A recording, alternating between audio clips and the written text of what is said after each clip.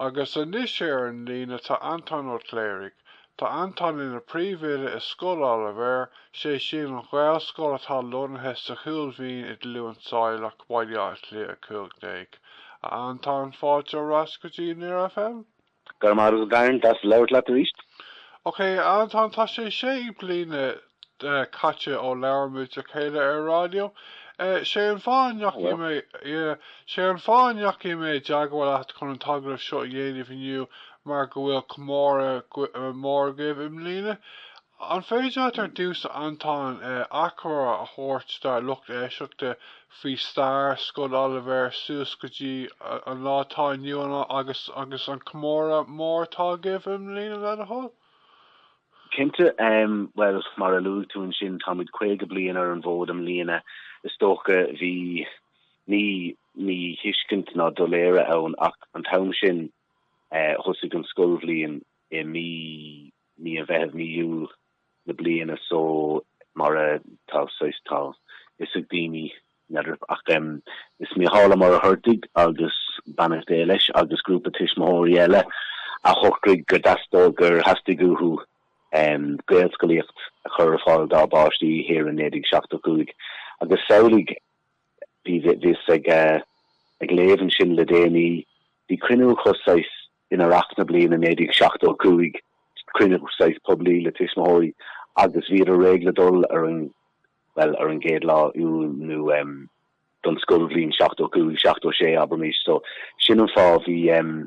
chomóradh gin híos ar an sráidbhailín sin in accolation Antóín an card school is one of the intro atá an inis capna bonarm is one of the Elamori fasta inishe agus so churmer crown and shin agus vi an táling grev quid well an quid is mód an céidir an arash Siobhan Bandacoda a vi mar frívide ar an géad lá Bandagunvan ar nói tanmatáí inis Siobhan Nicoda a céad lá am ongeláiste ilúna Teachtamach go Baile Blanchir chun scoile oscailt le sé fáiste déag agus mar a bhíine siad an apáistí an seanis saoligh an tam sin híos ar an sráidbhaile a Baile Blanchir bhí sicíine ag trasna an bhóthar fós bhí sicíine ag na daoine a chonig ar an bríomhsráid ní a bhach sa duine a bhain I héana a bhain a bhí ann leis na páistí ar an géad lá sin is a bhí freagra gas na páistí a fad saoligh le héad a bheith an inis ach ar an now needs talking nach raibh an bóthar rógan all gach ba fríor bhóthar go chun enemy an tam sin.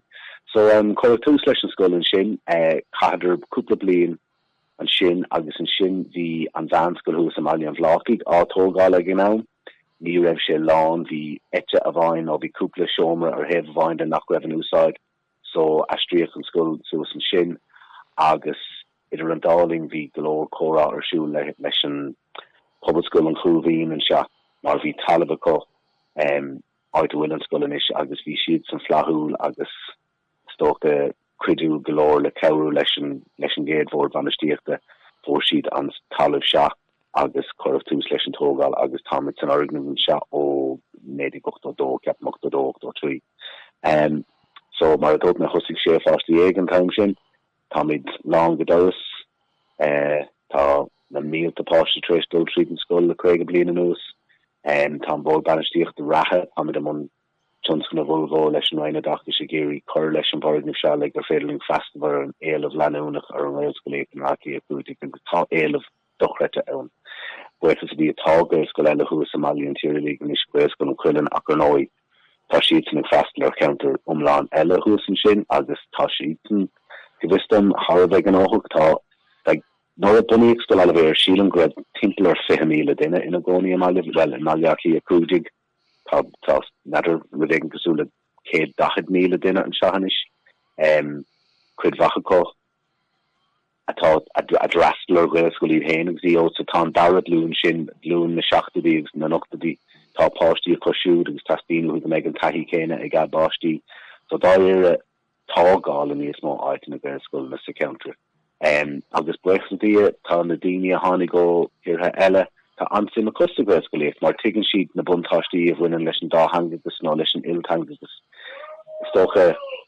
bhíon daine sa déana bhínteiste chun is gur féidir le páiste fála me ganga eile ach sin an gnáilad san Eorpa agus i ddíortha eile tan Afric san áis.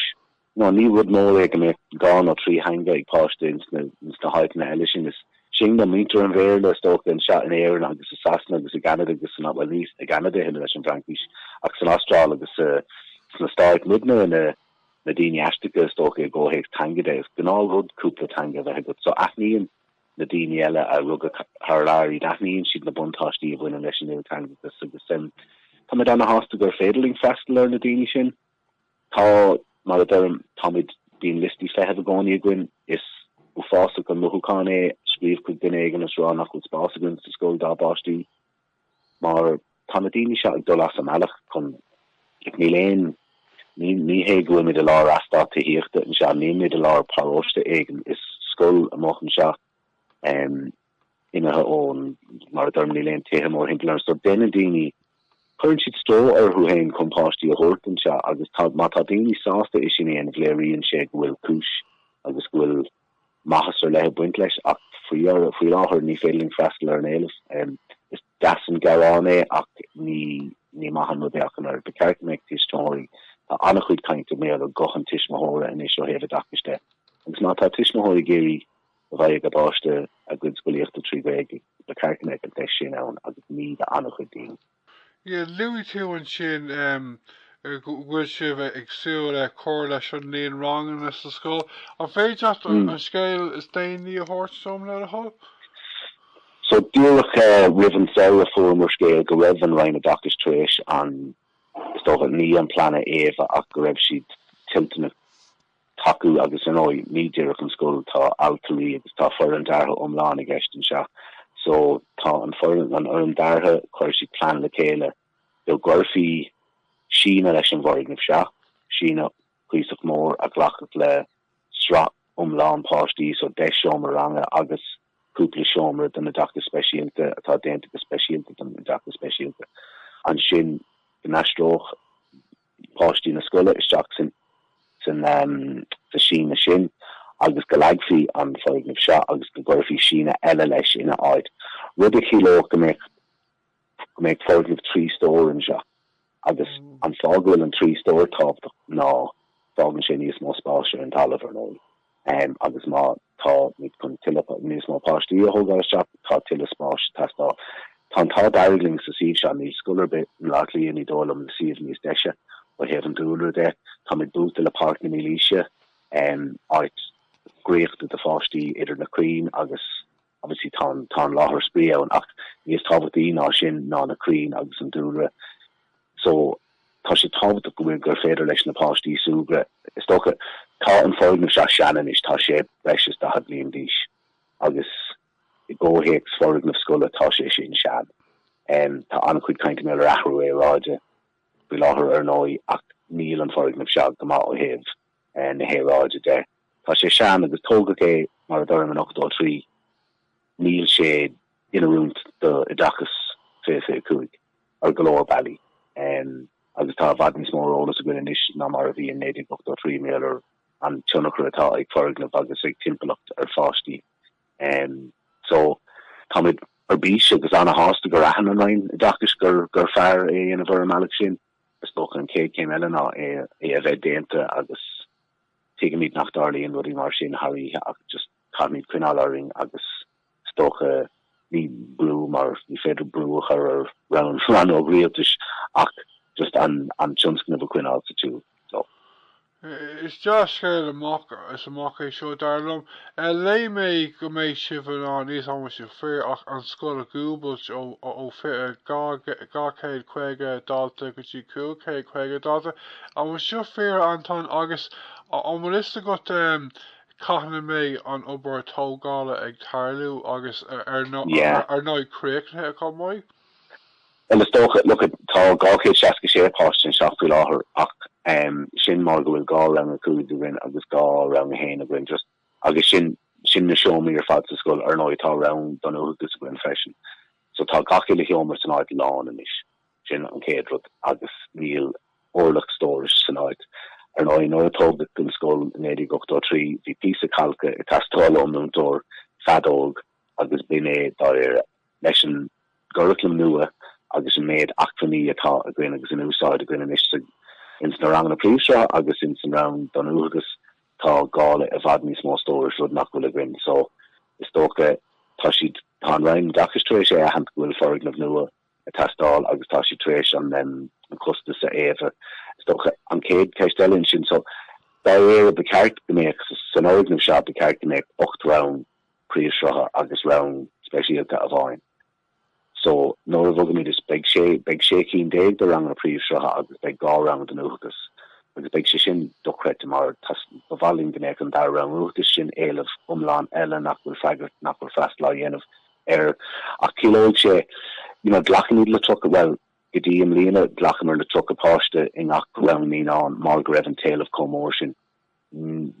Bar goméach an round na níán bhí gáí níos lú ach tá tú géirí freistal ar an éileh.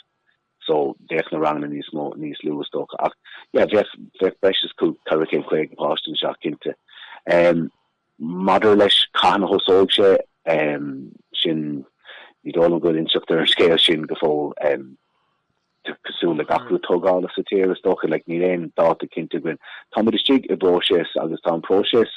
na céimen na soléir go ach níl na tréimh si ama le amach na soléir agus stocha nach féidir mar brahan sé cuasí planáil a brahan sé go lórodí nach chuneart a gine ar.